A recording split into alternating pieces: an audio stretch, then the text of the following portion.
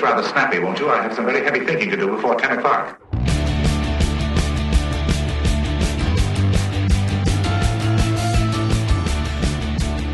Hey, welcome again to another episode of Get It Right Texoma with the trio, Mike Hendren, Terry McAdams, Trey Sralla. Very happy to have you here with us. It's brought to you in part by MacTech Solutions, 4020 Rhea Road here in Wichita Falls, Suite 3B, MacTech-Solutions.com. We record this podcast in the MacTech Solutions podcast studio. That's where all this beautiful scenery is. Where all the Apple magic happens in Wichita Falls, right here. The Apple magic. I like it. Yeah, I love it. Yeah. Want some more of it. All You'll right. get a bill for that. Yeah. Woo, baby. Our mission here is to inform and entertain you. Hopefully we do entertain you a little bit. And we try to focus on a lot of local news and events, but we also throw in from time to time some regional and state and national news and international stuff, and working on the intergalactic as well. We do offer a unique perspective on everything that's happening around us, and we do bring in some very special guests from time to time. Just real quick, coming up, we got Jennica Lambert. She's going to be in probably our next. We'll have a show that. Yeah, the next show that we record, our next regular show, I believe, is going to be Jennica Lambert. Yeah, and that'll probably drop next week. We're going to do an election show. If you see this before the election, you probably won't. This will probably be after the election. Yeah. Not the election, the debate. Debate. Yeah. Yeah, you'll probably see this after that. But I think our next recorded show after this one will be Jennica Lambert. He's really excited for the election. Yeah, there you go.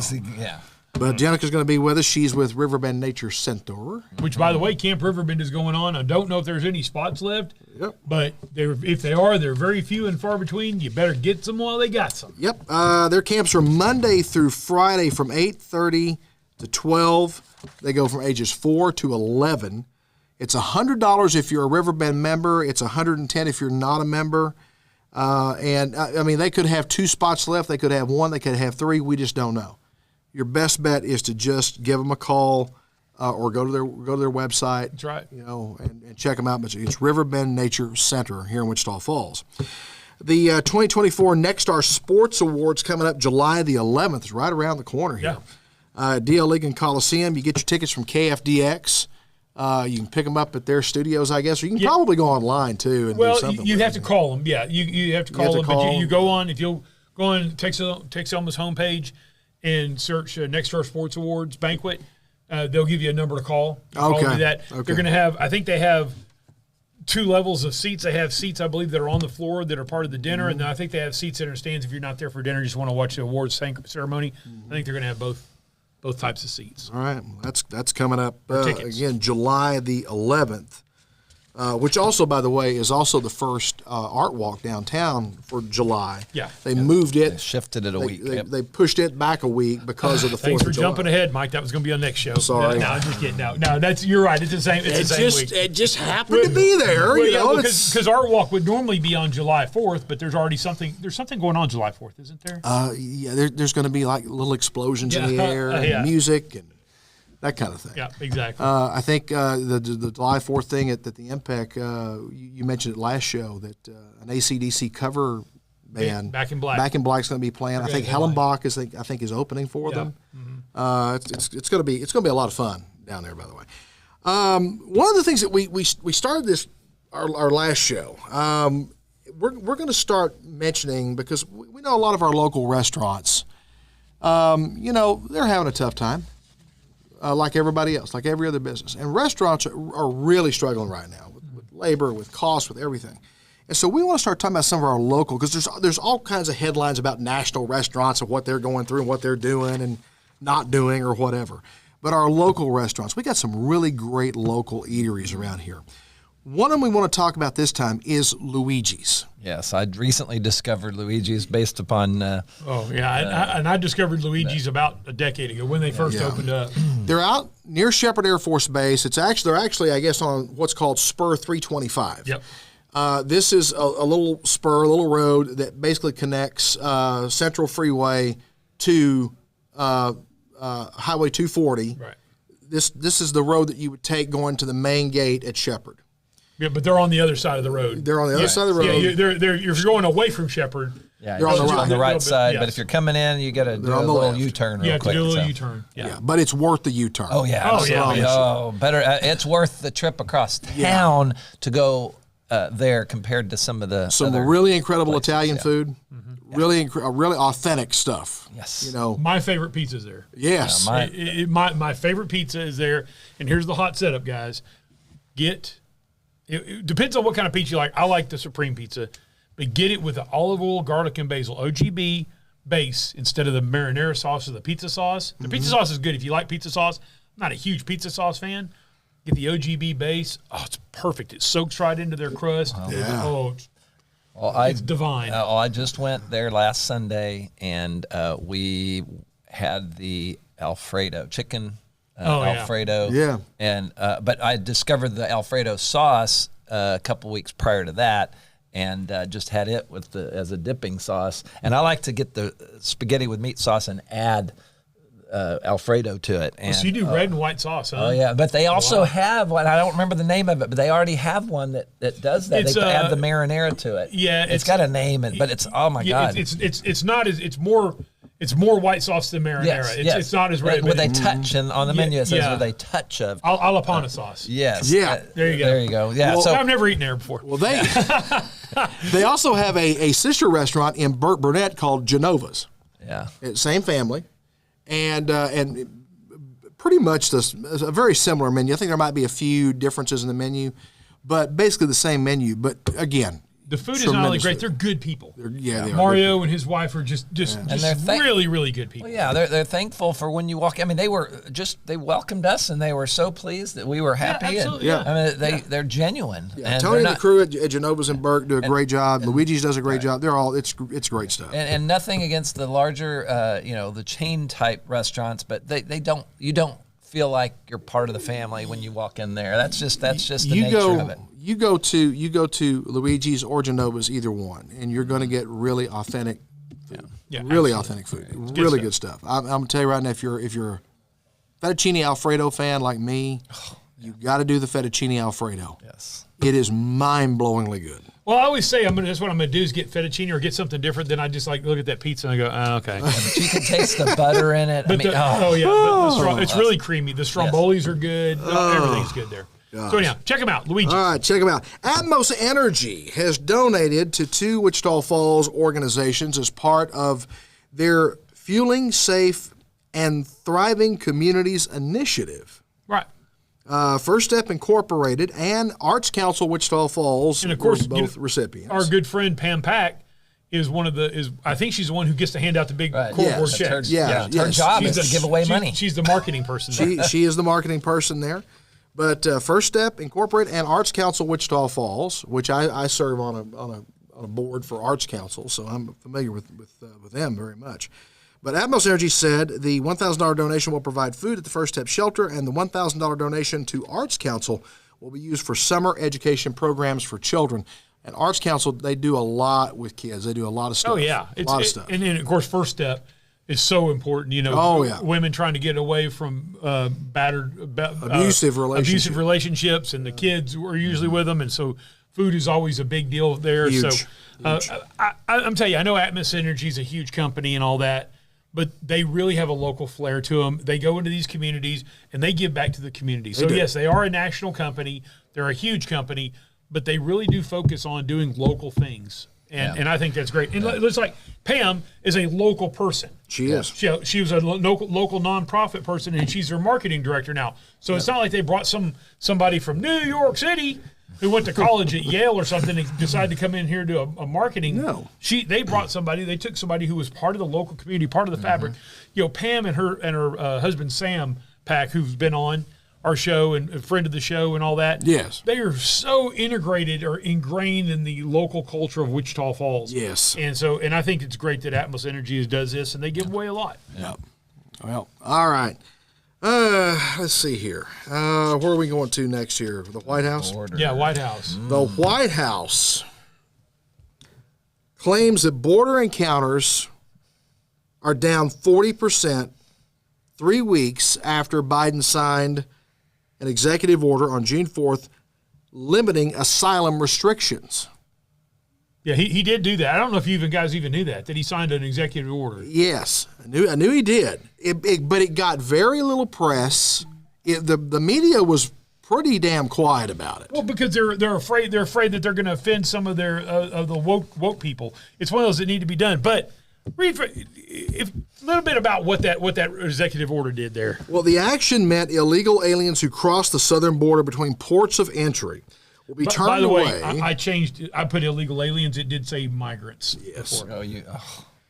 They will be turned away whenever the 7-day average is already over that threshold. So when it exceeds, when the daily border crossings exceed 2,500, once they've passed that threshold, they're going to be turned away.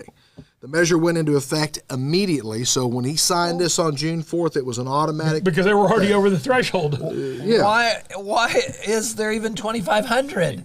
Right? Why? What? With a law that did the law even mention 25? No. Okay. Let's follow the law. Okay. Former ICE director Tom Holman says the numbers are BS. Yep. He said they are just reclassifying entries as legal. Yeah. So we haven't slowed anybody down. No. So what you need to do is Google search Tom Holman, and he did an interview. Yeah. And he explained what they're doing. He said about 5 or 6 times it's a shell game. Now Tom Holman's a very serious guy. Yeah. And he was a former ICE director, so he knows what the hell he's talking about. And by the way, if Trump wins, I believe that Tom Holman will be the ICE director again. Well, and we need a guy like him in there. But he'll talk what he talked about, and I recommend you go and look it up because I can't explain all of it. But what he said is they have this threshold, but what they're doing is they're taking what should be illegal entries and they're reclassifying them as legal. Mm-hmm. So there's still the same amount of people are coming in. It's not doing anything, but the White House is touting, oh yeah, we did this executive order and we've solved a problem here. You know, just recently there were, I believe, 3 men from South or Central America that entered the country illegally who were just charged in the rape and murder of a 12-year-old girl. Well, they were charged in the murder. I think they're not sure about the rape yet. By the time this show airs, they might know that because they're talking about if there was a rape involved, they're talking about maybe going for capital. Wow. Which, by the way, they're not. Why should we give them anything? Get them out of here. Send them to the darkest, depths of Bolivia or something like that. We're going to spend millions of our taxpayer dollars trying to prosecute these people, put them against a firing squad. They're not here legally. They don't have rights. I tell you guys, this is the thing. If one person slips across that border who is a criminal, murderer, rapist, gang member, how many thousands of MS-13 gang members have found their way into this country illegally? If you have one criminal come across that border, it puts the safety of American citizens at risk. And we already know, and this goes back a couple of years now, there were hundreds of names on terror watch lists of people that they know got into this country illegally. They came through Mexico. They got into this country illegally, and they know they got in here. Well, yeah, that's the problem. The one, look, there's always been illegal border crossings. Well, sure. Even when they were trying to protect the border, there's been illegal border crossings. Sure. And you're going to have some bad actors that come in illegally. Yes. The problem is when we let them in. Yes. That's where the problem is. If a bad actor comes into our country, illegally comes into our country, and we don't let them in, it's just they swam across the river, they slipped through the border, they did something to get through, and we were trying to stop them, and we were unable to stop them, and something happens. You can't lay that at the feet of the Border Patrol or the administration or anything like that because everybody was trying to do their job. But now the problem is you have all these people that are coming in and we're just letting them in. And we're just letting it happen. And that's where the problem is because now nobody's doing their job. They're not following the law. Right. If law enforcement and the people, not just the law enforcement officers, but the people that are administrating the law enforcement are following the law and following the rules and doing everything they can, sometimes bad things happen.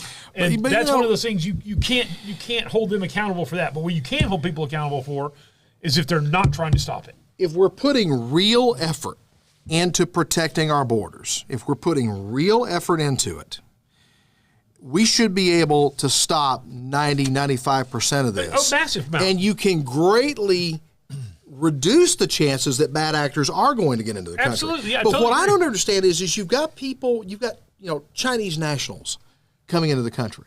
You've got people from the Middle East, from Southeast Asia that are coming into the country, from Africa, that are coming into the country illegally, from Mexico. From Mexico, yeah.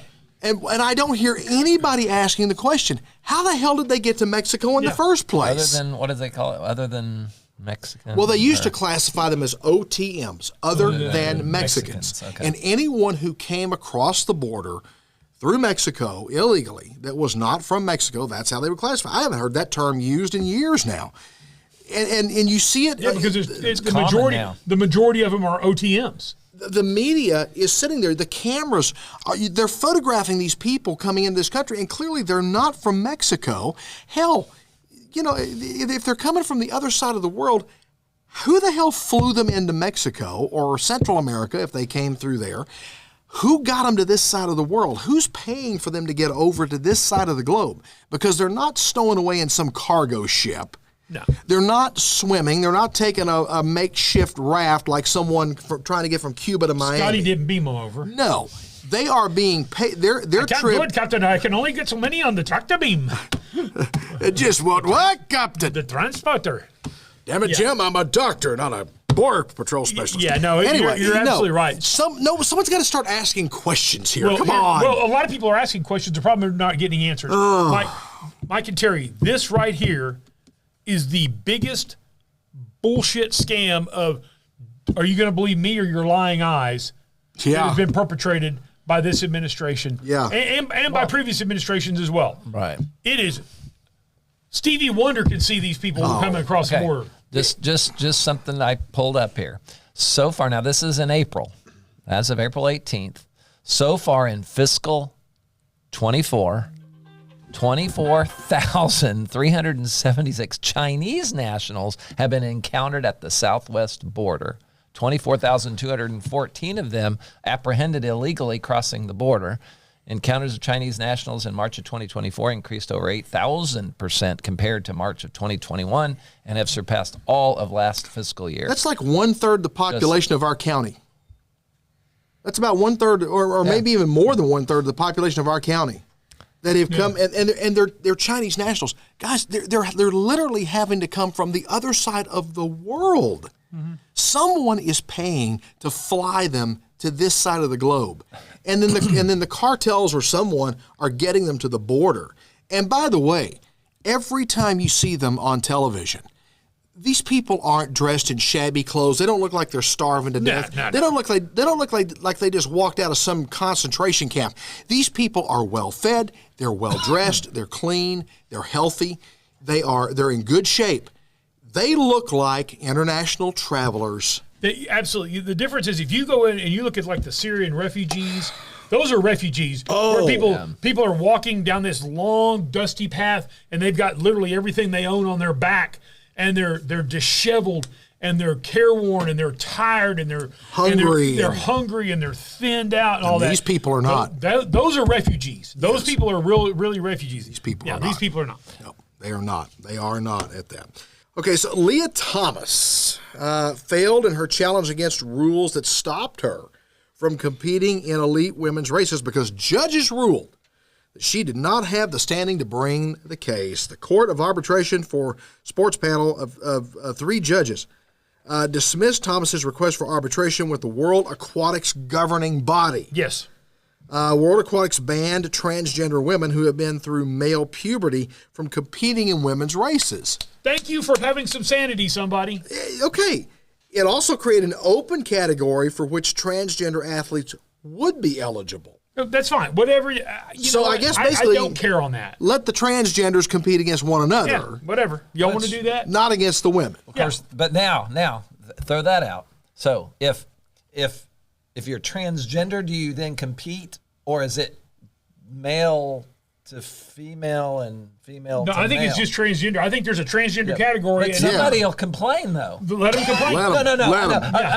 What I'm getting at is that the very reason that this is an issue is because we have typically it's going to be the male to the female transition that we're concerned about. But I just think it's ironic that eventually, if you did make a third category, that's going to eventually become a fourth category. Yep. Right? Yeah. If Leah Thomas, because what Leah Thomas was, just to remind you, Leah Thomas was a second-rate swimmer, was a competitive college male swimmer, but not anywhere was not even nationally ranked in. I don't think in the top 100, and went from that to being a champion. Yes. And by the way, you need to check out Riley Gaines on Joe Rogan. Riley Gaines has she did the Joe Rogan podcast. And she explains during that time that Riley Gaines, who's this little diminutive blonde lady, and she would have been the best in the world or in college. She explains how this guy, who is fully intact, by the way, was changing in front of women. They were forced to change in front of him, and not only that, then they in one of the races they tied, and they had to, and she explains that the governing body, the NCAA, made her let him have the trophy, even though they tied. They said they only have one trophy, and all the publicity shots and stuff had this guy holding the trophy. Look, and I call him a guy. By the way, here's where I am on this transgender thing. If you have lived your life as a woman for a man for a certain period of time, and I'll probably just out of respect call you whatever you want to be called, because I don't really care. It doesn't matter to me. But don't change yesterday and then say, oh, you got to call me this. You can fuck right off. No, if you live your life a certain way for a certain period of time, that's one thing. But this guy clearly did this change purely to win this deal. This was not that he had a change of heart. So as far as I'm concerned, 20 years from now, I'll call him a she. Caitlyn Jenner, I'll call him a she. I don't care. It doesn't matter to me. But when you do something for a stunt or whatever, and people say, well, who makes that decision? I make that decision. I get to make my own decisions on what I call people. Yeah, that's right. You can't, and that's like Jordan Peterson. That's what got him in trouble. Is that he wouldn't. It's not that he wouldn't have the respect, just a human, normal, person to person respect to call what you want. It's when the government comes in and says, no, you must refer to these people as, whatever they chose. I knew chosen gender. A transgendered man who became a woman a decade and a half ago, and I called her, and I called her by her new name and all that. I knew because I knew her when she was a man. She became a woman. I don't know how detailed it was. It wasn't my business, and I don't really care. But the fact is, that person made a choice as an adult and made a change, and I respected that of that person, and I was willing to say, you call them whatever they wanted to be called and stuff like that. So that's how I roll. But when you do something as a stunt, and then say, you have to call me something, that's when you can go fuck right off and die. Don't hold back. Yeah, no, I'm just saying. Don't hold it in, Trey. It's not healthy. Yeah, no, it's just one of those deals. And that's Leah Thomas. Obviously, this was a stunt. Yeah. But I do encourage you. Please go listen to Joe Rogan's podcast. Listen to ours first, but go listen to Riley Gaines, and you can probably find the clip if you don't want to listen to her whole story, which she's pretty fascinating. So she's worth listening to. But if you don't want to listen to the whole thing, you could probably find the clip when she talks about the swimming against Leah Thomas. If Riley really wants to get her message out there, she needs to be on this show. There you go. I'm just saying. Yeah. She needs to be here. Yeah. We'll put her right over there in the guest spot. Yep. Just come to Wichita Falls. There you go. We'll take care of it. Come see us. Come see us. Come see us. We'll give you cookies and everything. Yes. The Texas Senate's Committee on Border Security, 3 reps and 2 Democrats heard testimony from state and local officials regarding their border enforcement efforts. This happened last week. Right. And so we're talking about, so far there's the Operation Lone Star, which is our effort basically to do the job that the administration is not doing on the border. Correct. Has cost the taxpayers of this state $11 billion. Yep. So they heard testimony about, laws that are upcoming, things that have already happened or already happening, Operation Lone Star, the sustainability of the program, the unilateral efforts, with the Border Patrol, fortifying barriers. We're putting state troops.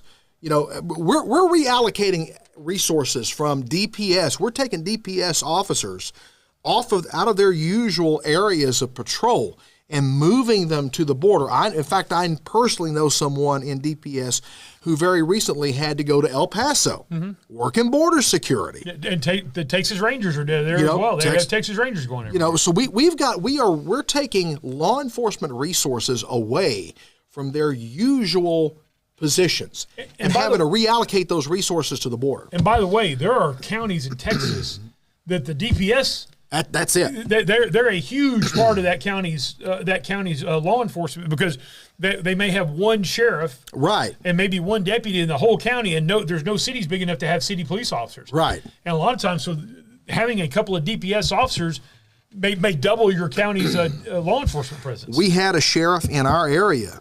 I think this happened late last year. Resign because it was him. He had no deputy. They had one game warden, which a game warden is a law enforcement officer in Texas. Game wardens have the same police powers as any cop in Texas. Oh yeah, if law enforcement, if a game warden pulls you over, don't go, oh, he's just a game warden. He's a state police officer. He can handcuff you and drag you to jail just like any cop can. He can cuff you and stuff you like right. Roscoe P. Coltrane. Yes. And anyway. But the sheriff resigned because he's like, now it's a safety issue for me. Yeah. I can't patrol this entire county by myself. I can't respond to everything. And so the negligence of the administration has put our state, because we have the biggest border of in the whole country. Our border with Mexico is the largest. And it has unfortunately been the most abused. That's right. And we have had to reallocate resources from other areas to the border. We've $11 billion, and that number is climbing daily. And that's $11 billion of Texas taxpayer money. That's right. That's our money. And the thing is that's even worse is that let's say that's what it would have cost for the federal government to do the same thing. Right. Now we've doubled it. Right. Yes. Right? So because we've wasted the money not enforcing the law. Right. And then you've, so well, it's just and by the way, they're limited. They have had some effectiveness. Don't get me wrong. Yes. But they're limited. They can't go and just arrest people for crossing the border. Now there is a bill, and actually David Spiller. It's only a bill. Yeah, it's on Capitol Hill. No, it's not on Capitol Hill anymore. It's going to be in the Supreme Court. And David Spiller is going to be on with us in September. He was the author of that bill. He's a Texas state representative out of Jacksboro, where Texas law enforcement will be able to arrest illegal aliens for trespassing. And that's something, if you remember, I used to scream about that when on the radio. I was like, why can't we get them for trespassing? Yes. They're coming across their border. They're getting on somebody's property. That's right. Why can't you get them for trespassing? And what he did, I believe, is raising the penalty for trespassing up enough to where it will be a deport. We can arrest them and get them deported. Yep.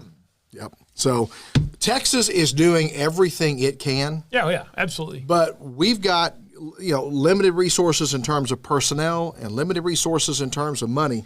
We're throwing everything at this we possibly can as a state.